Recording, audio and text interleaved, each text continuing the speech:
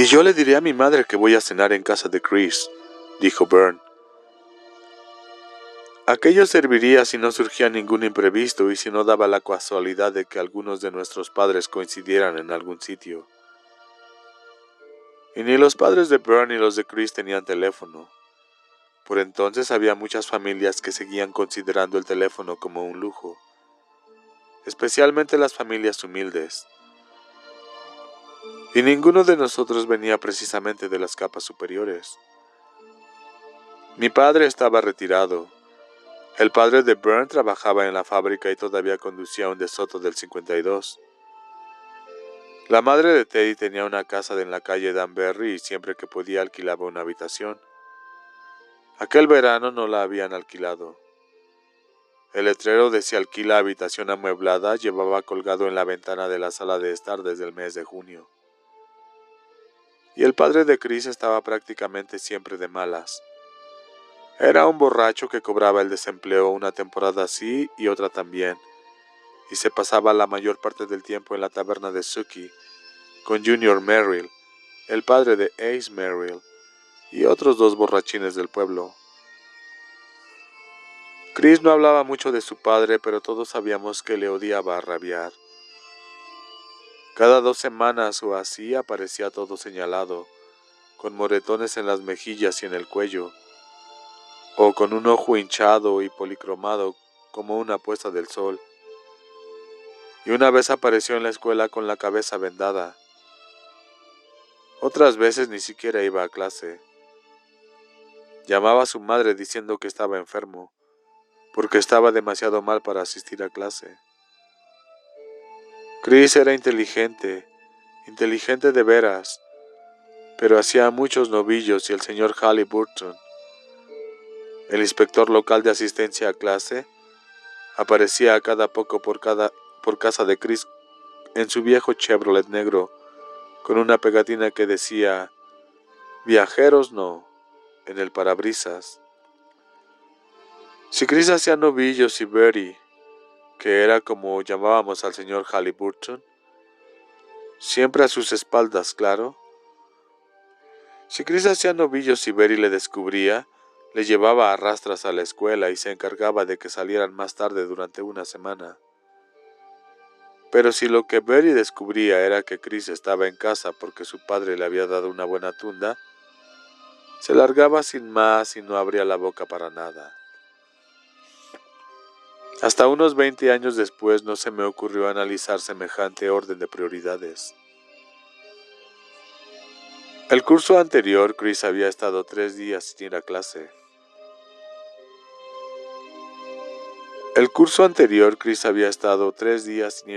Como castigo.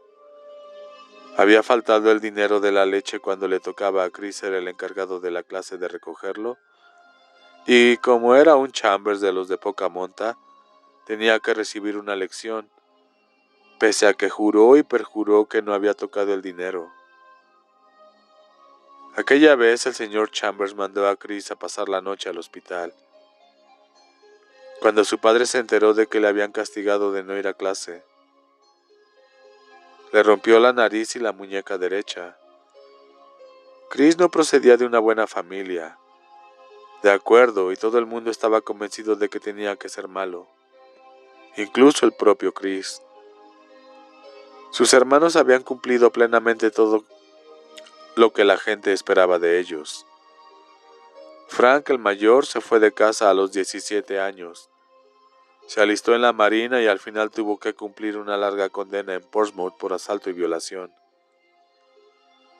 El segundo, Richard, que tenía el ojo derecho muy raro y temblón, por lo que todo el mundo le llamaba a ojo, había dejado la escuela en el 10º curso y andaba por ahí con Charlie y Billy Tessio, con sus colegas delincuentes juveniles. Creo que eso servirá, le dije a Chris.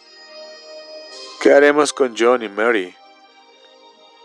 John y Mary de Spain eran otros 2 de la pandilla. Todavía no han vuelto, dijo Chris. No volverán hasta el lunes. Oh, vaya faena. Bueno, ¿vamos o no?, preguntó Bern, que seguía retorciéndose.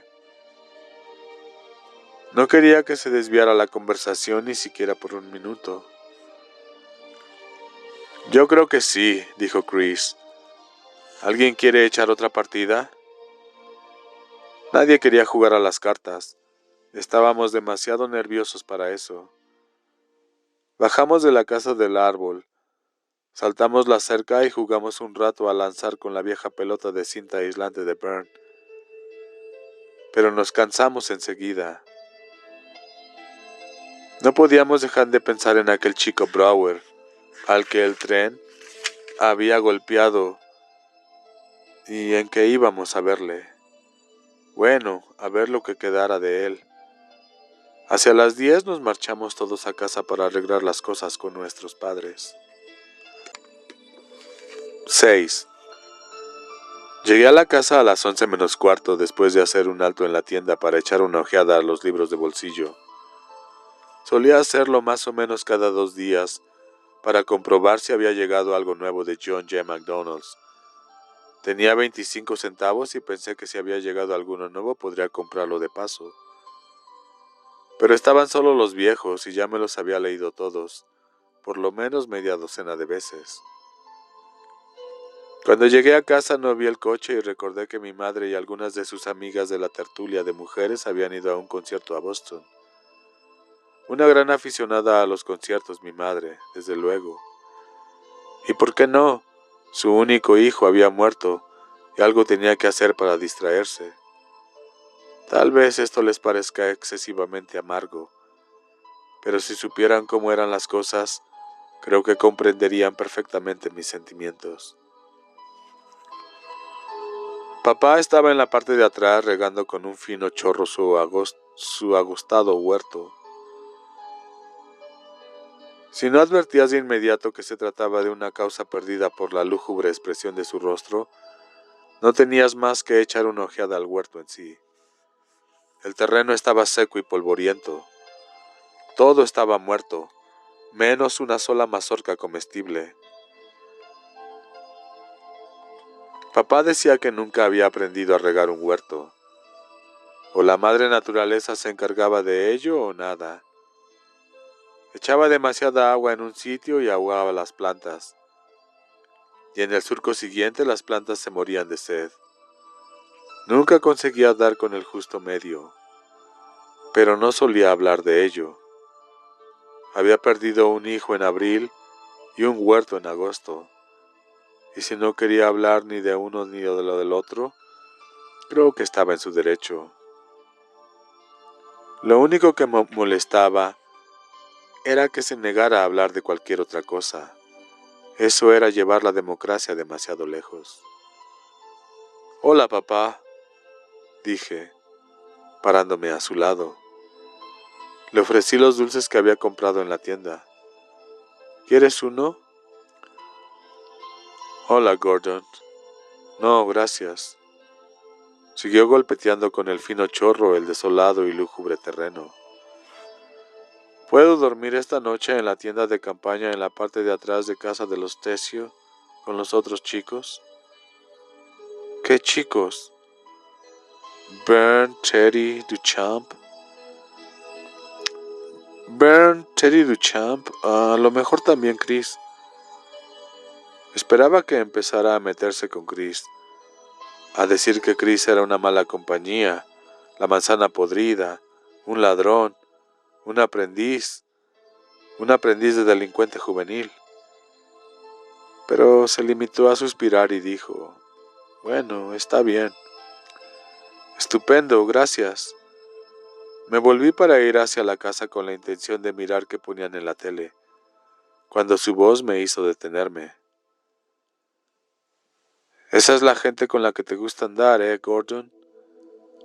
Me volví hacia él, preparándome para una discusión, pero él no tenía ninguna gana de discutir aquella mañana. Supongo que hubiera sido mejor lo contrario. Estaba encorvado y ni siquiera me miraba. Contemplaba con expresión abatida el huerto y advertía en sus ojos un extraño destello. Lágrimas, tal vez. Oh, papá, son buenos chicos. Claro, claro que lo son. Un ladrón y dos retardados. Excelente compañía para mi hijo. Bernd Tessio no es ningún retardado, dije. Era más difícil defender a Teddy. 12 años y sigue en quinto todavía, dijo mi padre. Y aquella vez que se quedó a dormir, cuando llegó el periódico del domingo a la mañana siguiente, tardó hora y media en leer las hojas de las historietas. Todo aquello me ponía malo, porque me parecía injusto. Juzgaba a Bern igual que a todos mis amigos, solo por haberle visto alguna que otra vez al salir o entrar en mi casa. No tenía razón, y cuando llamaba ladrón a Chris, me ponía furioso, porque no sabía nada de él. Tenía ganas de decírselo, pero si se lo decía en aquel momento y se enfadaba, me obligaría a quedarme en casa. Y en realidad no estaba furioso, no como solía ponerse a veces en la mesa del comedor, despotricando tan fuerte que ya nadie quería comer. Ahora parecía simplemente triste y cansado y envejecido. Tenía 63 años, suficientes como para ser mi abuelo. Mamá tenía 55 y tampoco era una pollita ya. Cuando papá y ella se casaron, intentaron crear una familia normal enseguida, y mi madre quedó embarazada y tuvo un aborto. Abortó otras 2 veces y el médico le dijo que no conseguiría nunca llevar a un buen término un embarazo. Yo me enteré de todo esto con pelos y señales. Ya sabes, en las ocasiones en que se dedicaban a adoctrinarme. Querían hacerme ver que era un especial regalo divino y que no apreciaba lo suficiente mi grandísima fortuna al haber sido concebido cuando mi madre tenía 42 años. Y empezaba a encanecer. Yo no apreciaba mi grandísima suerte, ni tampoco su inmenso dolor, ni sus sacrificios. 5 años después de que el médico le dijera a mamá que nunca podría tener un hijo, quedó embarazada de Dennis. Lo llevó dentro durante 8 meses y luego sencillamente él fue y se desprendió, con sus 3,6 kilos. Papá solía decir que si en lugar del 8-mesino hubiera nacido a los 9 meses de embarazo, habría pesado 7 kilos. El médico dijo, bueno, a veces la naturaleza se burla de nosotros, nos sorprende, pero este será el único hijo que tenga. Agradézcaselo a Dios y dése por satisfecha. 10 años después mi madre volvió a quedar embarazada, y yo no solo nací a los 9 meses de embarazo, sino que el médico tuvo que sacarme con forceps. ¿Has visto alguna vez una familia parecida? Llegué, pues, al mundo como fruto de 2 máquinas renqueantes que no buscaban precisamente esa meta, y mi único hermano era jugador de la liga de béisbol con los chicos mayores cuando yo todavía llevaba pañales. En el caso de mis padres, un regalo divino había sido más que suficiente. No digo que me trataran mal, y creo que nunca me pegaron, pero fue una sorpresa demasiado grande, y supongo que cuando uno ha cumplido ya los 40, no es tan aficionado a las sorpresas como a los 20 y tantos. Cuando yo nací, mamá se hizo esa operación a la que sus amigas de tertulia llamaban la tirita. Supongo que quería asegurarse totalmente de que no recibiría más regalos divinos. Cuando llegué a la facultad descubrí que había sido extraordinariamente afortunado por no haber nacido retardado, aunque creo que mi padre tuvo sus dudas cuando vio que mi amigo Bernd tardaba 10 minutos en descifrar el diálogo de Little Billy. El asunto ese de que te ignoren, no puedo determinarlo específicamente hasta que tuve que hacer un trabajo sobre un libro titulado El hombre invisible en el instituto.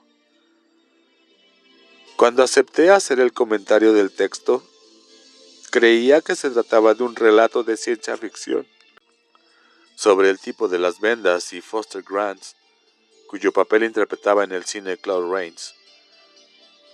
Cuando descubrí que era una historia diferente, intenté devolver el libro a la profesora, la señorita Hardy, que no me lo permitió, y acabó gustándome muchísimo. Este hombre invisible trata de un negro. Nadie se fija en él a no ser que meta la pata. La gente mira a través de él. Cuando habla nadie le contesta. Es como un fantasma negro. En cuanto empecé a leerlo, lo devoré como si fuera una de las historias de John McDonald. ¿Por qué ese tal Ralph Ellison hablaba de mí? En la mesa del comedor era siempre la misma historia de Denny cuando ¿cuántos lanzaste? Y Denny, ¿quién te invitó al baile de Sadie Hopkins?